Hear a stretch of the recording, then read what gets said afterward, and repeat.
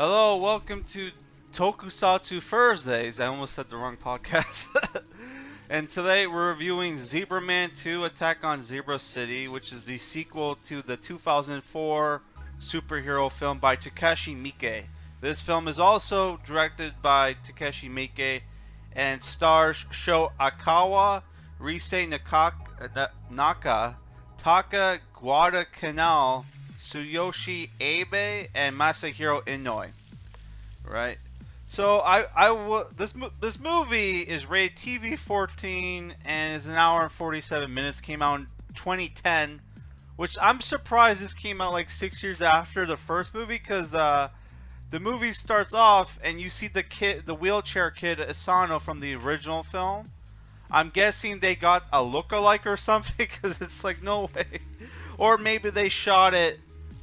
They shot that scene way back then. I don't know. Right, but yeah, I was warned by my friend Not Only Hollywood not to watch this movie because this movie apparently sucks. And you know, I was originally going to review Project Metal Beast because, for people who don't know, that's like a sleazy, independent American horror film, which I thought was co-produced by a Japanese studio like Death Machine, which is like a cyberpunk, you know, horror film. And turns out I was wrong. So the only Japanese thing about Project Metal Beast is the name and the fact that they stole the title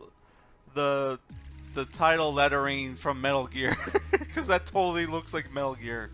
All right. Yeah. So this movie is the plot for this movie is very convoluted and confusing, to the point where I'm like, how the hell do I explain the plot of this movie without spoiling the entire thing? I don't know. Okay. It's one of those movies where it's like, how the hell do I talk about without spoiling major shit?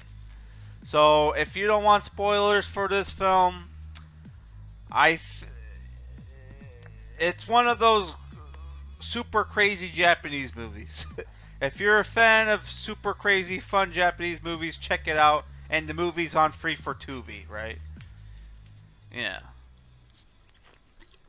So the movie originally takes place a month after the events of the first film. Our main character is famous. I forget his name. They never say his name, just call him Zebraman or Sensei. So I forgot the main character's name. But yeah, he becomes famous, and but life is kind of shitty for him because his family left him, and because the aliens are gone, he can no longer henshin, which is Japanese for transform. Right? That's a Tokusatsu reference, you know. And what ends up happening is he gets kidnapped by this mad scientist who has a dwarf assistant. Who I think I've seen that dwarf assistant in what was it? What was the movie? That horror movie we reviewed. Not Machine Gun Girl. Oh my god. Tokyo Psycho Gore Police or something like that. I think he was in that movie. And the movie time skips to 15 years in the future, where our main character has white hair that almost looked blonde in some scenes. I thought his hair was blonde. Apparently it's supposed to be white. Some scenes he looks like he has blonde hair. Some scenes he looks like he has white hair. I don't know. And he's homeless, and he lost his memory, only for him to get killed during Zebra time, which in Zebra City, which in the future they renamed the Tokyo Zebra City, and none other than the mad scientist is the new governor now. And our main character gets killed during Zebra time, which Zebra time is 5 minutes after 5 a.m. and 5 p.m. The police, which look really cool in this movie, are allowed to shoot and kill everybody and shoot and kill people on the streets.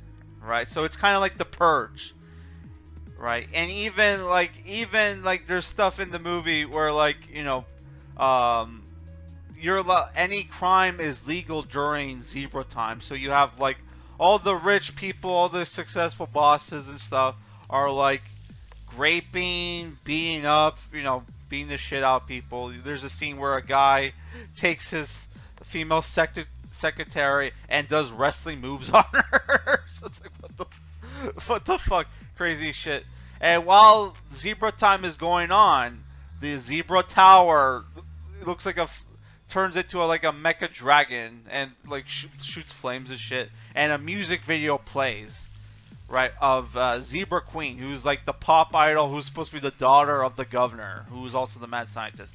And the music video, I'm not a huge fan of the music. The music's not that good to me, especially when you read the lyrics. It's like, okay, this sounds super dumb. But yeah, the Zebra Queen music videos, shot-wise, look beautiful. It's very much like, remind me of old like Britney Spears music videos, right? Or Christina Aguilera, probably Christina Aguilera, right? And like the Zebra Queen, I forget her name, but like she's sexy as fuck in the movie, but she's also fucking batshit crazy.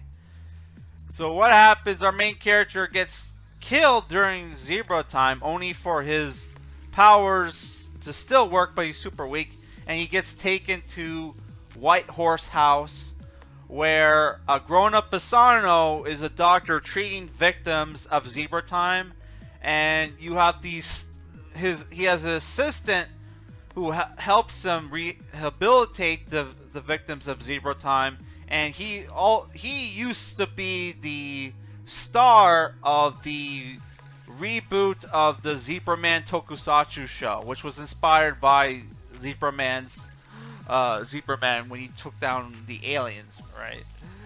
So he starts showing Zebraman his old TV show that which is super weird. I love how it's the future. The movie's supposed to take place in the future, but the main character, you go in the guy's room and he has a CRT TV, he has a PlayStation 1, and he has a DVD player. He doesn't even, buddy, if you had a PS2, you could play your PS1 games and the DVDs. Which he has the Zebraman TV show on DVD. Oh, yeah, while this is going on, the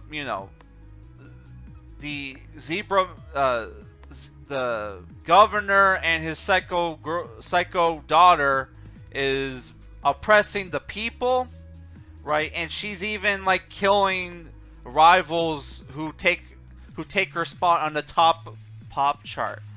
While this is going on, our main character can't henshin, because he can only henshin if there are aliens around, which there turns out there's one surviving alien who's residing in a little girl called Sumire, who's actually 25 years old. Because of the aliens, she can't grow, apparently. So that was super creepy. Oh my god! Which there are a lot of creepy jokes in the movie. The movie's very weird at times, right? But yeah, what ends up happening after our main character meets Sumire, he's able to transform into a half state of Zebraman where he's all white. And it turns out the reason why he doesn't have his full powers is because the evil scientists, using centrifugal force, split Zebraman in two, and splitting him into white and black, white being the good one and black being the evil one. And it turns out the Zebra Queen, the super sexy pop star, is actually the evil version of Zebraman, which there's a great scene where they show her being born, where she's this black goop who forms into a woman's shape, and the creepy doctor guys tells her, yeah, form bigger boobs, make a tighter ass. It's like, holy shit. Super pervy. Yeah, so it's like obviously there's a conundrum because our main character can't fight and kill Zebra Queen without killing himself, right? So he loses to her and her boyfriend bodyguard who has a samurai sword, who's pretty cool in the movie. There's a scene where he fights Ichiba, who is the Zebraman's fanboy, who we find out in the movie always wears his Zebraman costume underneath his clothes. So he's like, there's a where he takes his clothes off to fight. Uh, what was his name? Nime, I think the guy's name, the samurai dude, and he gets his ass kicked. And he's like, man, I remember watching that TV show as a kid. Oh my god. And there's a great scene where Zebraman fights him and he's like, it's useless, you can't defeat me. And Nime's like, the Japanese spirit can cut anything. Not Japanese steel, Japanese spirit. Oh, yeah. So what ends up happening is the crazy psycho bitch, Zebra Queen, brings back, is able to rip the alien from Sumire, and it turns into a giant alien that destroys the city. And the only way for Zebraman, for our heroes to defeat the giant alien, is for Zebraman to merge with Zebra Queen, and it's implied they had sex on a mattress, and Zebraman drops, you know, like a condom box, and it says "Stop AIDS" in English, really big on the screen. And he defeats the giant alien, which I'm not going to spoil how he does that. So yeah, the movie is batshit crazy.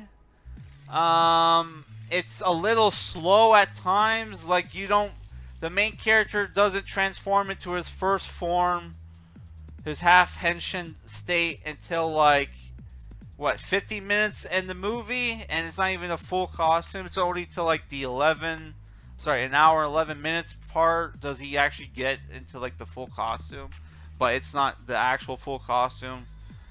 They changed the costume a lot. It's like not until like the very end of the movie does he get his full Zebraman costume, but it's missing the white stripes. Instead of white stripes, it's red stripes, right? But overall, I like the film. It has its problems.